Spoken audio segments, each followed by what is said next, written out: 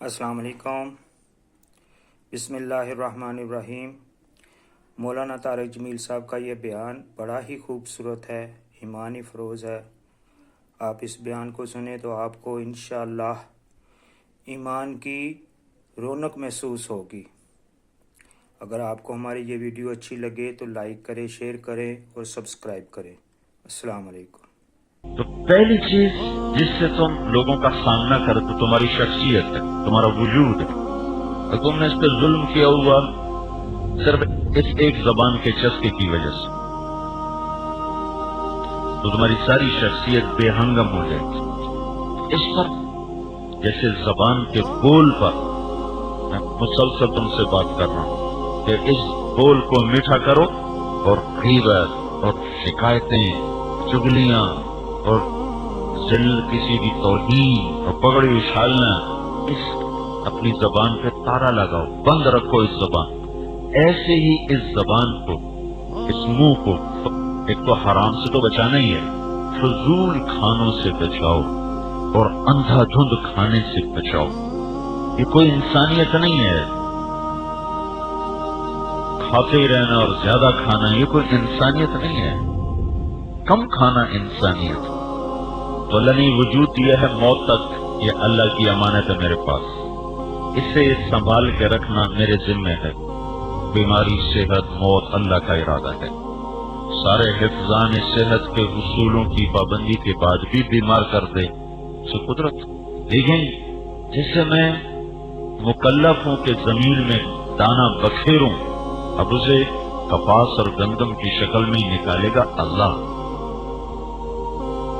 بکھیرنا میرے ذمہ ہے۔ تو احتیاط ہمارے ذمہ ہے۔ آپ کبھی مسلح پہ کھڑے ہوگے، کبھی ممبر پہ بیٹھو گے، کبھی اللہ کی بات لوگوں کو کر رہے ہوگے، تو آپ کی شخصیت اور آپ کا جو ہندام، اس کو ایک اور لفظ آتا ہے ہندام، ہندام سر سے لے کر جس کو کہتے ہیں سراپا، ہندام سراپا، جو تمہارا وجود اور سراپا ہے یہ تمہارے زبان کے چسکے کی وجہ سے خراب نہ ہو چکا۔ والتین والزیتون، دو اعلیٰ غذاؤں کا ذکر ہے کہ تمہیں اللہ تعالی نظام طعام بتا رہا ہے کہ مسلمان ایسے ہی اندھا دھند کھاتا رہتا، اس کے کھانے کا ایک ترتیب ہے، اس کے کھانے کے کچھ اصول ہیں جس کے تحت وہ کھاتا ہے، جو میں کل ہی آپ کے استادوں کو بتا رہا تھا کہ ایک حدیث ہے شمائل ترمذی میں کہ کھانے کے پیٹ کے 3 حصے کرو، ایک سانس کے لیے، ایک پانی کے لیے اور ایک غذا کے لیے۔ تم ایسے کھاتے ہو کہ تمہارا سانس بھی اٹک جاتا، سانس لینا مشکل ہو رہا تھا، نماز پڑھنی مشکل ہو رہی تھی۔ ٹھیک ہے تم 3 حصے نہ کرو، 2 حصے کر لو، 2 حصے کر لو، 2 حصے کھا لو، سانس کے لیے تو رکھ لو، سانس کے لیے کچھ رکھ لو۔ ویسے بھی کھانے کے ساتھ پانی کم پینا چاہیے، بہت کم پینا چاہیے، اس سے تمہاری غذا کا قوام صحیح بنے۔ نہ پیو تو اور بہتر ہے، پینا 2-4 گھونٹ سے زیادہ پانی نہیں پینا چاہیے، اس سے غذا کا قوام بہتر بنتا ہے، اور معدے کو اسے کرش کرنے میں، اس کو یوں کہتا ہے چکی کی طرح چلتا ہے، تو اس کو پیسنے میں اس کو آسانی رہتی ہے۔ جب اس میں پانی ڈل جاتا ہے تو پھر وہ پھیل جاتا ہے، پھر اس کو یوں اسے پیسنا اس کے لیے مشکل ہو جاتا ہے۔ والتین والزیتون، غذاؤں پہ موت تک قابو رکھو، پرایا دسترخوان ہو یا اپنا دسترخوان، مفت کے کھانے بشاشت سے کھائے جاتے ہیں، اپنے کھانے میں تو وہ پیراں دی گھوڑی واپس آئی تھے ہنڈکی، پیر صاحب آ کے ان گھر آ گئی ہیں، پیر جاتے ہیں نا جب، تو ان کی گھوڑیوں کی بھی موجود، ان کو بھی نئے نئے چارے ملتے ہیں اور بڑے ان کو خدمت ہوتی ہے۔ جب وہ گھر آتے ہیں تو پیر صاحب کی روٹی بھی ہوتے، وہ ابھی سکا گھا، تو کہتے ہیں ان گھر آ گئی ہیں۔ تو اپنے دسترخوان پر پیٹ کے غلام نہ بنو، چسکے کے غلام نہ بنو، بلکہ اپنوں پر قابو رکھو، اپنی صحت کے لیے، کام کرنے کے لیے۔ مجھے ایک آدمی کہنے لگا، بھائی عبدالرشید صورتی صاحب، میرا ان کا سفر ایک اکٹھا ہوا تھا، تو انہوں نے مجھے دیکھا میں بہت کم کھاتا ہوں، تو میں نے تمہیں پہلے بتایا تھا کہ میں تو معدے کا، آنتوں کا بیمار ہو گیا ڈائمنڈ میں جاتے ہی، تو میرا کھانا بیماری کی وجہ سے کم ہو گیا، نہ کہ مجھے یہ باتیں کسی نے بتائی نہیں تھی، یہ تو میں نے زندگی کے تجربات سے سیکھی ہیں۔ یہ میں تمہیں سورۃ والتین سے بتا رہا ہوں، یہ کسی تفسیر کی بات نہیں بتا رہا ہوں، یہ اپنی مغز ماری کی چیزیں تمہیں بتا رہا ہوں۔ تو میرا تو قدرتی چھوٹ گیا، تو وہ کہنے لگے مجھے تمہارے حافظے کی اب وجہ سمجھ میں آئی، یہ تم تھوڑا کھاتے ہو نا، یہ بہت بڑا سبب ہے حافظے کی تقویت کا۔ تو تم اتنا تھوڑا نہ کھاؤ کہ تمہیں کمزوری ہو یا تم سمجھو کہ میں نے تو کھایا ہی کچھ نہیں، کھاؤ، احتیاط سے کھاؤ۔ ایک دم جب تم جاتے ہو نا دسترخوانوں پر تو جلدی سے پلیٹ بھرنے کی کوشش کرتے ہو، روٹیاں اکٹھی کر لوں، چاول جلدی سے آگے ڈال لوں، ایسا تم کوہان بناتے ہو پلیٹوں میں، تھوڑا سا ڈالو، پھر جب وہ کھا لو پھر اور ڈالو، پھر جب وہ کھا لو پھر اور ڈالو۔ تمہیں چکر یہ ہوتا ہے کہ بعد میں تو اچھا تو ختم ہو جائے، اچھی بوٹیاں بھی نکل جائیں، مرغے کی ٹانگ نکل جائے گی، بکرے کی دستی نکل جائے گی، اور کھانے کے ساتھ میٹھا کھاؤ بھی نہیں، اس سے چربی بڑی جلدی آتی، چربی بہت جلدی پیدا ہوتی۔ اگر کوئی میٹھے کی رغبت ہے کھانے کے علاوہ کھاؤ، اور اگر کہیں دل نہیں مان رہا تھوڑا سا کھاؤ، کہ پلیٹ بھر کے نہ کھاؤ، تھوڑا سا لے، کیونکہ کھانے کے اوپر میٹھا ڈالنا یہ شوگر کا ایک بہت بڑا سبب ہے۔ چاہے تم صحت مند ہو، لیکن آج کل عام طور پہ کھانے کے ساتھ میٹھا لو، میٹھا لو، میٹھا لو، کیونکہ صرف لذتوں کے غلام رہ گئے ہیں۔ میں فیصل آباد میں بڑے عرصے کے بعد ایک ولیمے میں گیا رات کو، تو رات کو حلوہ پوری وہ دے رہے تھے، رات کو کھانے میں حلوہ پوری اور پراٹھے، تندوری پراٹھے، ساتھ پتہ نہیں کیا کیا 85 چیزیں۔ تو تمہیں کبھی کسی دعوت میں، گھر میں، کسی جگہ بیٹھنے کا موقع ملے، پلیٹ بھرو نہیں، تھوڑا سا لے لو، اگر ضرورت محسوس ہو پھر دوبارہ لے، پھر محسوس ہو پھر دوبارہ۔ اس لینے میں کوئی حرج نہیں، نہ تم معیوب نظر آؤ گے نہ برے نظر آؤ گے، کیونکہ تم نے ایسے پلیٹ اٹھائی تو تم بڑے برے نظر آؤ گے۔ اور اکثر حرص و ہوس کی وجہ سے بھر لیتے ہیں پھر ختم نہیں کر پاتے، پھر چھوڑتے ہیں، پھر خراب کرتے ہیں، تو اللہ کا رزق ضائع ہوتا ہے۔ مولانا سعید خان صاحب رحمۃ اللہ علیہ فرماتے تھے، کتنی دفعہ میں نے سنا، کتنی دفعہ، کہ جب میں مدینہ میں گیا تو کنووں کا پانی ہوتا تھا، تو جب ہم گھڑوں میں پانی بھرتے تھے تو ڈول میں بڑے بڑے کیڑے ہوتے تھے، تو ہم گھڑے کے اوپر ایسے کپڑا رکھ کر تو پانی ڈالتے تھے، تو کیڑے کپڑے پر رہ جاتے تھے اور پانی نیچے چلا جاتا تھا، وہی پانی پینے کا، وہی پانی سالن میں استعمال کا، وہی پانی نہانے کا، اور کوئی آدمی بیمار نہیں ہوتا تھا۔ اب ہر آدمی روز شفاف نیسلے کا پانی پی رہا ہے اور ہسپتال بیماروں سے بھرے پڑے۔ یہ آئس کریمیں، یہ پیپسی، یہ 7 اپ، یہ کوک کی بوتلیں، یہ جتنے مشروبات ہیں یہ سب تمہاری لیے زہر ہیں، زہر۔ تو اپنے اس زبان کے چسکے کی وجہ سے اللہ کی نعمت کو ضائع نہ کرو، اس پر ظلم نہ کرو۔ والتین والزیتون، اللہ تعالیٰ وسعت دے تو بھی کئی چیزیں اکٹھی نہ کرو، اکیلے بیٹھے ہو تو بھی وقار تمہارے لیے ضروری ہے۔ جیسے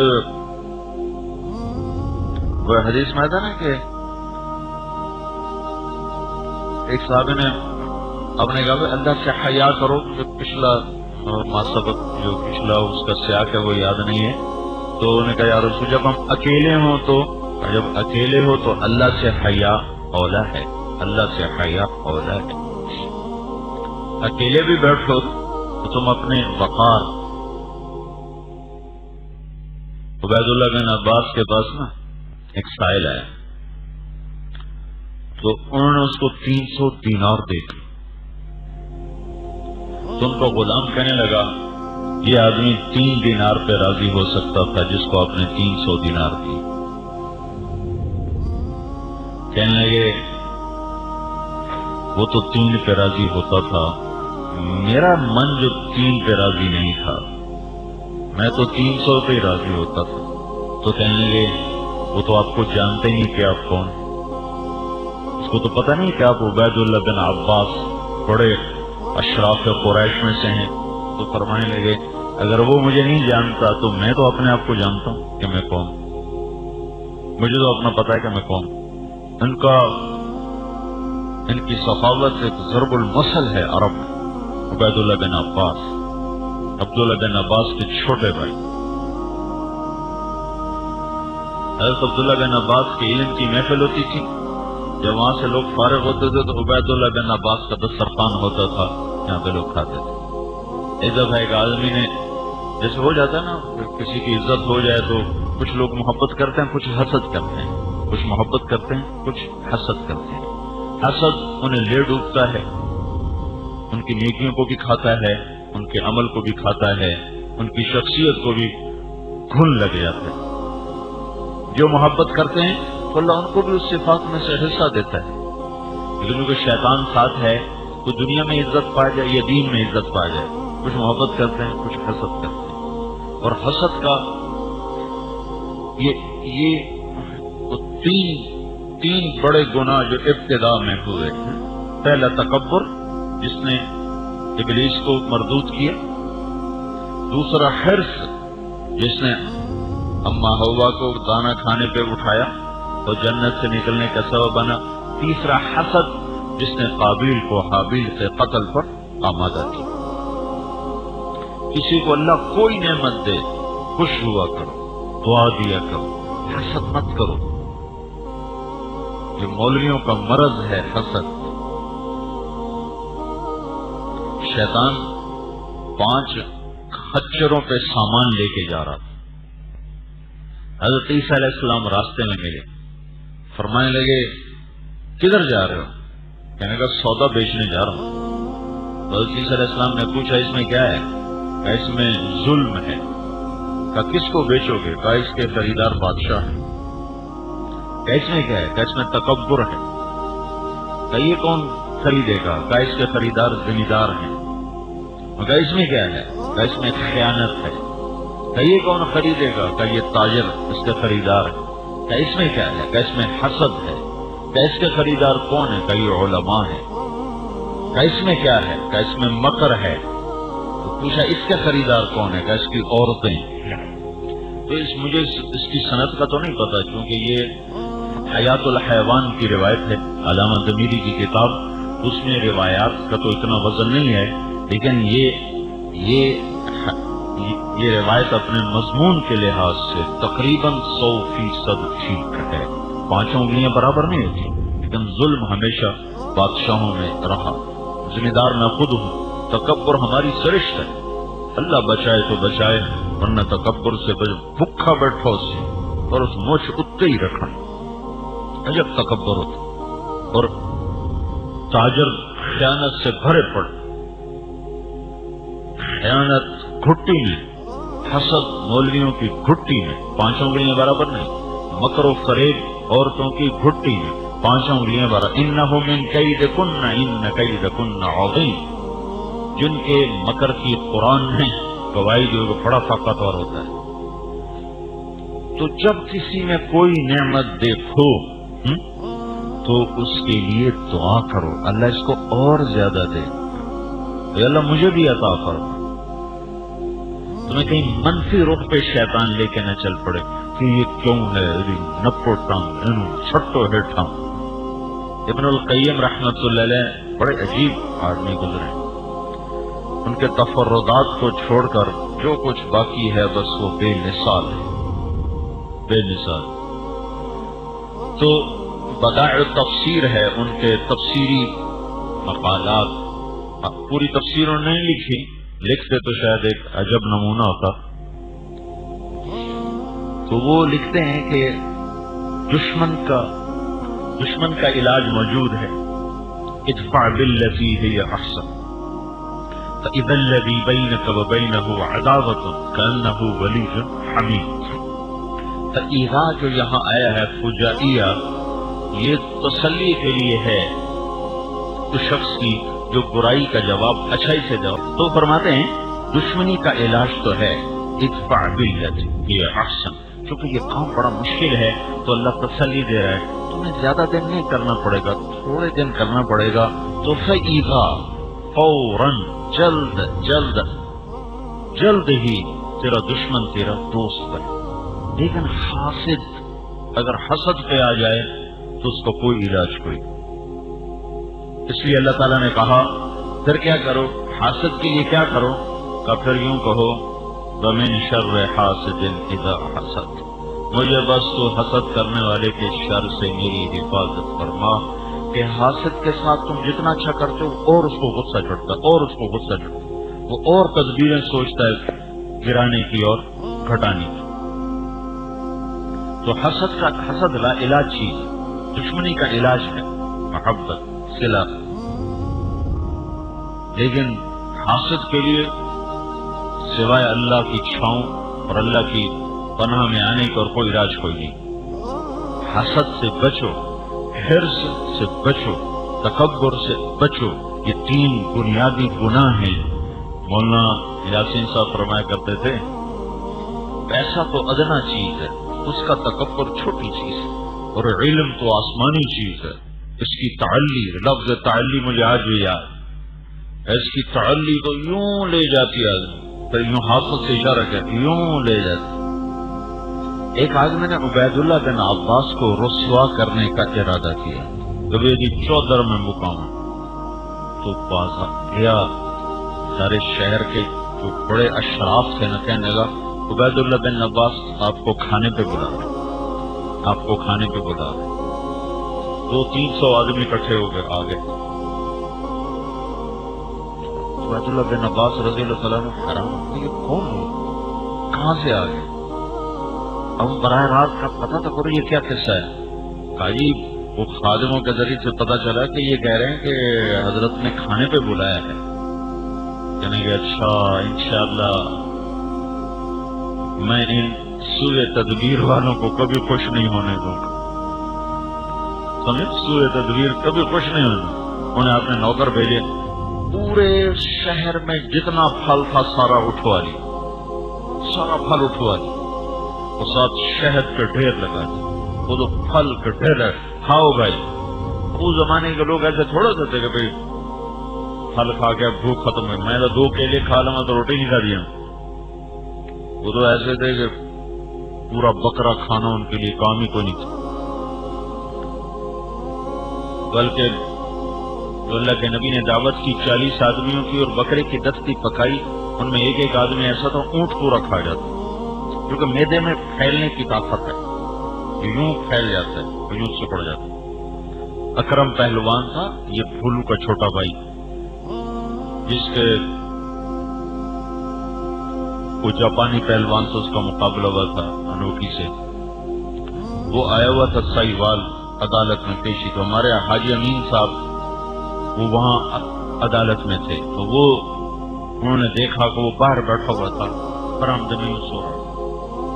تو اس کا کام ختم ہو گیا، اس کا جو شاگرد تھا تو اس نے آ کر اس کو ہلایا. استاد جی اٹھو، اٹھا ہی نہیں، بڑا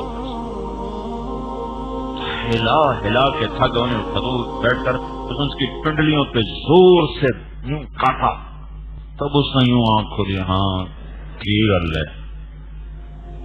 اٹھو، کم ہو گیا کہ پہلے لسی پہ آسا. تو کہنے لگے آنکھوں دیکھا تو یہ نہیں ہوتا پورا کس کو کہتے ہیں نہیں جس میں دہی جمایا تھا کنڈا، پورا کنڈا، اس سے پورا کنڈا اس کے پٹھے نے جا کر بالٹی میں ڈلوایا، اوپر دودھ ڈلوایا. تو بدنی کتنی اس میں کھان ڈلوا کے اس کو ہلا پوری بالٹی اٹھا کے لا رہا بالٹی. تو انہوں نے سمجھا بھائی وہ گلاس ڈال کے دے گا، اس نے پوری بالٹی اٹھائی اور منہ کو لگا کر اس وقت چھوڑی جب اس میں ایک قطرہ باقی نہیں بچا.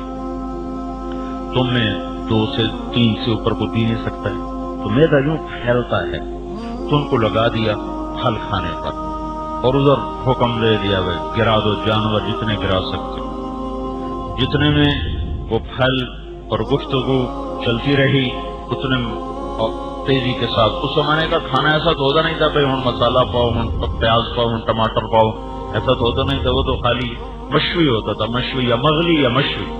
تو اور دوسرا زیادہ گلا ہوا نہیں عرب کھاتے تھے، وہ کھڑا گوشت کھاتے تھے کہ ذرا سا اس پر زور لگے، تو ایسا گوشت کھاتے۔ تو اتنے میں جب پھل ختم ہوئے تو سارا دسترخوان کھانے سے بھر دیا۔ تو فرمایا کہ میں اپنی برائی سے آنے والوں کو خوش نہیں ہونے دوں گا انشاءاللہ۔ تو اللہ تعالیٰ جب تمہیں کوئی کسی کو تمہیں دیکھو کوئی صفت، تو اس کے لیے دعا کرو، اللہ یا اللہ اس کو اور دے، اور اپنے لیے مانگو یا اللہ مجھے بھی دے۔ والتین والزیتون، کھانے کا ایک نظام تمہیں سمجھایا گیا ہے۔ اللہ کے نبی روٹی کھاتے تھے، دودھ نہیں پیتے تھے، دودھ پیتے تھے، روٹی نہیں کھاتے تھے۔ تو دودھ ایک مکمل غذا ہے، روٹی ایک مکمل غذا ہے۔ دوسری چیز جو کھانے کے بعد تمہاری شخصیت یعنی تمہارا سراپا ہے، تمہارا وجود، یہ وجود صحت مند ہوگا تو تم دنیا میں بھی ٹھیک رہو گے، دین میں بھی ٹھیک رہو گے، لوگوں کو بھی بھاؤ گے، جچو گے۔ دوسری چیز جو لوگوں پر اثر انداز ہوگی وہ تمہارا لباس ہے، تمہارا لباس ہے۔ تو اس کے لیے ایک آیت کو دیکھو، یا بنی آدم قد انزلنا علیکم لباسا، بنی آدم، کیونکہ ساری دنیا کے انسانوں کو ضرورت ہے بنی آدم، لباس کے بغیر کوئی رہ نہیں سکتا۔ میں نے کیا کیا ہے؟ تمہیں لباس دیا ہے، اور اس لباس کے 2 کام ہیں، کیا؟ یواری سواتکم، تمہارے عیب چھپاتا ہے، تمہارا خطر چھپاتا ہے۔ دوسرا کیا کرتا ہے؟ وریشا، تمہیں زینت دیتا ہے، یواری سواتکم وریشا۔ اس لباس کا کام یہ ہے کہ تمہیں زینت بخشے، تمہیں تمہارے سطر کو چھپائے۔ لباس اگر سطر چھپائے اور زینت نہ دے تو قرآن کا مقصود ادھورا ہے۔ زینت ہو اور سطر نہ چھپائے تو قرآن کا مقصود ادھورا ہے۔ لباس کے 2 کام ہیں، تمہارا سطر بھی چھپے، تمہیں زینت بھی دے، تو پھر تمہاری شخصیت لوگوں کی نظروں میں جچنے والی ہوگی۔ تکبر لباس کا نام ہے، تکبر دل کی کیفیت کا نام ہے۔ تکبر دل کی کیفیت کا نام ہے، نہ کہ اچھی سواری اور اچھے لباس کا نام تکبر نہیں ہے۔ ایک صحابی نے پوچھا، یا رسول اللہ، اچھا لباس، اچھی سواری، اچھا جوتا، کیا یہ تکبر ہے؟ کہا نہیں، اللہ جمیل یحب الجمال۔ تکبر تو ہے بطر الحق وغمط الناس، حق سے منہ موڑنا اور لوگوں کو حقیر سمجھنا، اس کا نام تکبر ہے۔ یہ تکبر نہیں کہ تم اچھے کپڑے پہنو۔ غریب آدمی بھی وہ قیمتی کپڑے پہننے کی ترغیب بھی کوئی نہیں، درمیانے درجے کا کپڑا پہنو۔ غریب آدمی اگر سستا بھی پہنتا ہے تو ستھرا رکھنے میں تو غربت کا کوئی دخل نہیں، تو میرا لباس صاف ہو، اس میں غربت کا کیا دخل ہے؟ اس میں تو ذوق کا دخل ہے۔